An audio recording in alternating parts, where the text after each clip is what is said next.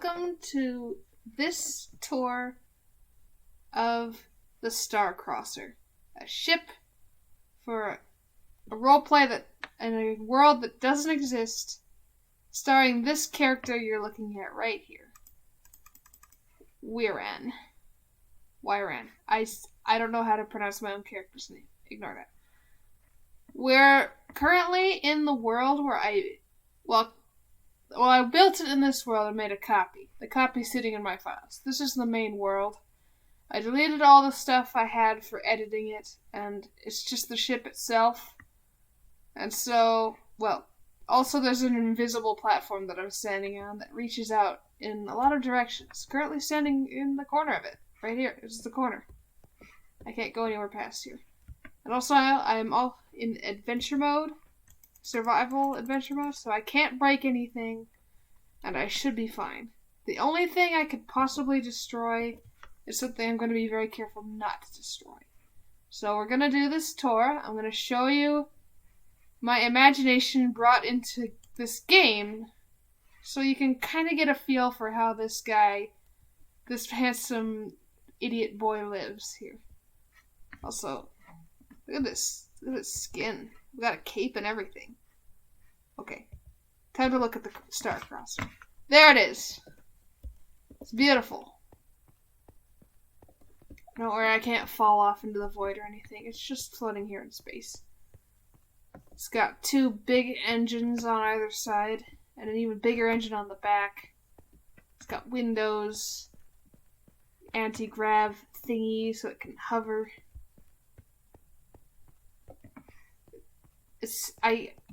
I'm so happy with how this turned out.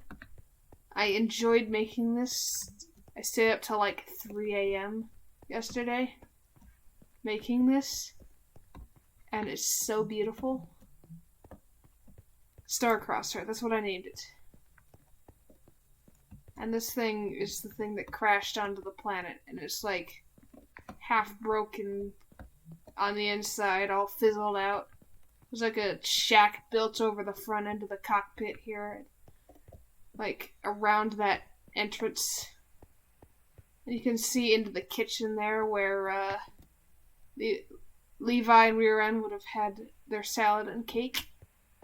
So, let's explore inside, shall we? Oh, those are weapons, by the way. Those are guns. Lasers. He doesn't really need to use them very often. So this is one of the main entrances. It's command block powered, so I didn't need to do any fancy redstone. Just a little bit of command block action. So if I press this button here, look at that. It just opens. I'm going to stand right here. Ooh, there you go. Also, I can just leave it open like this. I figured it'd be cool to show you. Behind this wall is the command blocks that powers these cool walls I put in. And yes, I did do some command shenanigans to get this thing to look super science fiction-y. And if you squint really hard at this door, you can almost imagine that it slides. Like I had in the roleplay. It slides right in there and pops out. And then the other one does it the same. Also, instead of using specific coordinate commands for these doors, they actually rely on the coordinates of the command block itself. So I could copy and paste the ship anywhere in the world, and it would still work perfectly. Alright, this is the airlock hangar bay. Got storage compartments here. There'd be like parachutes and emergency supplies in here. And for the Minecrafters, you might know what these are. These are saddles on invisible, silent pigs with no AI. So, I could sit in the chairs. I did this basically all on my own. So I could sit in these chairs. And I'm very proud of myself. I managed to figure out how to get them to face certain directions so that the saddles looked pretty good. They are still punchable, because I didn't put in the invulnerable thing. So I'm going to be very careful not to punch them. But here they are in the chairs. This this vent here is part of the oxygen system, which, doesn't actually work. We're in Minecraft. But underneath, there's like a bunch of tunnels underneath the ship where this oxygen would technically go. This right here is the quote-unquote force field that would be for this airlock, so that once this place fills with oxygen, you'd be able to open it. And this one works similarly to these ones, except with glass, and also, instead of a lever, I've just got a button. It turns on and off the force field. I'm so happy with the force field. And then behind these cool, fancy, decorative walls, there's the command blocks. So it's all packed in pretty tight here. So this is the kitchen area. This is kind of what I imagined. This is the matter resequencer here, built the best I could come up with in Minecraft. There's a sink, and a stack of dishes, and a toaster. These furnaces would, technically be more advanced than just furnaces, but whatever. Also, these chairs are also mountable, and you can just sit in them, and I look super cozy. And then there's... I used some custom heads to add to this place, which is why there's a toaster, and the stacks of dishes, and the bread over there. There's a few more around, but we'll get to that. So this is that room. Down here is one of the... This is a, like an energy conduit, which it goes into this thing, sort of. But it comes from this, which is like the center core of the ship. I used some really expensive blocks for this. This is not a survival-friendly build, I tell you what. Look at this. I got... the irony. Light rays will understand this. I said Wyrran isn't even that rich. Feel free to explain the gag later, huh?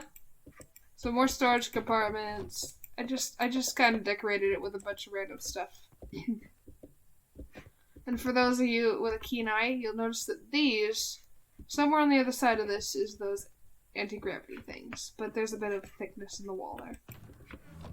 Alright. This is the inside of the engine, and you'll see that there's another custom head, a valve on this oxygen tube, which is part of the oxygen system. It goes into the floor and underneath, and then it also travels along the ceiling. So you can almost believe that there's like air in these. That's my favorite part. Did I miss that? That's not supposed to be there. Okay, ignore that. That wasn't supposed to be there, but I'll fix that later. Okay, this is the second floor. We got... I originally had like a training deck that I wanted to put here. But then I decided, where's he gonna get air from? Obviously you need air on a spaceship. So this. It doubles as like a little greenhouse and oxygen thing, and then there's also like some berries on the trees, like some fruits he would like pick and eat. There's a water system under here somewhere. I didn't like put that in, but you can imagine it's in here. And this is where the oxygen would like go into the pipes. It actually does line up underneath. This is another custom head, a stool, and here's a little log. It's bamboo and stuff. It's nice. Imagine these are traditional Alarian plants from home to give them a bit of sweetness. Then there's more windows. You can stare out into space and contemplate your existence as you do. Hello out there. Alright. I didn't really know what to do with this area, so it's just kind of a bit of a wandering area. Bit of a lobby.